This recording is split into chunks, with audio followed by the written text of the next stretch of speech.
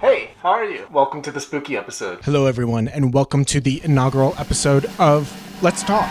Today we're talking all things Halloween and spooky season. I hope you like the decorations, jack-o'-lantern, some other jack-o'-lanterns, the classic chopped off foot. But we have a lot on the agenda today, so let's just jump right in. Growing up, I served so many looks on Halloween. I would always get super dressed up, but I was so lazy, I did not go trick-or-treating. My logic was always that we had candy at home that we were giving out to kids. Why would I go out and try and get candy when we had good shit at home that I could just snack on while handing it out to other kids? The year the Diary of a Wimpy Kid movie came out, there was this one section in the movie. We'll hit a few houses on the way to the north side, which is where we'll do most of our trick-or-treating. Why are we going all the way over there? It's where the rich people live. They hand out like 2-3 pieces of big candy to each kid. Talking about full-size Milky Ways and Nutter Butters. That year, I was like, I am going trick-or-treating this year. We are going to the rich neighborhood and we're gonna get full-size candy bars. I walked 2 miles to the rich people neighborhood and we got there and there was no one out. All the doors were closed. No families were handing out any candy whatsoever. And that pretty much solidified my strategy of staying home and just eating the candy we were handing out. Nowadays, people my age tend to go out in like really slutty costumes, and I love it. I think it's so cool. But I am not going to do that. That would be quite a fun. So I just will stay at home and eat the candy. Thank you. I want to talk about paranormal things and ghosts and ghouls. I don't really believe in the paranormal. I'm not a religious guy. I don't think like monsters or like vampires or like ghosts or spirits are real. But let me say, when it's 2 a.m.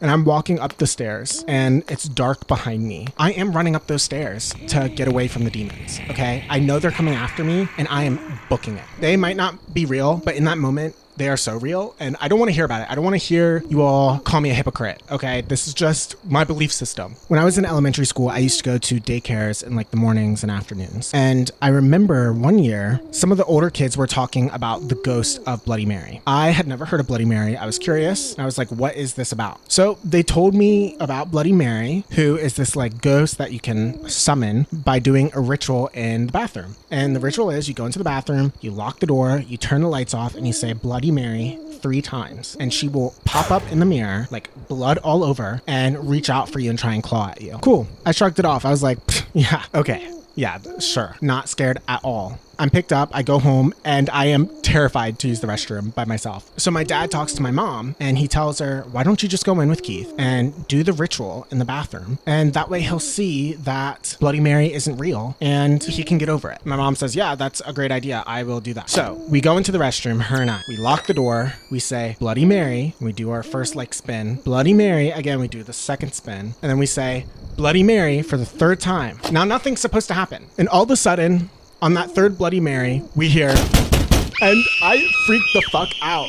I thought Bloody Mary was coming for me. My mom was screaming. I was screaming. My dad outside the bathroom had slammed on the bathroom door to scare us on purpose. I am under 10 years old, and I am going through trauma in this current moment. We spend the next 30 seconds fumbling, trying to unlock the door. My mom and I fighting each other, trying to unlock this door. We finally get it unlocked. We get it open. The door pushes open. She pushes me back into the bathroom to make sure she gets out first. And I'm thinking to myself, my mother just tried to kill me. She just sacrificed me to Bloody Mary so that she could make it out. And I don't think I've ever really fully gotten over Bloody Mary. Can you just imagine for a second trying to kill this little kid? Because that's what my mom did that day. She saw this boy and she said, no, I deserve to live. Thank you, Mom. The last story I want to tell today is about this time where I was going on dates with a guy who also happened to be a witch. I think he was more of like a former witch. I don't think he was currently practicing when I was going on dates with him. I was 18 years old. This was the first guy I had ever gone on dates with,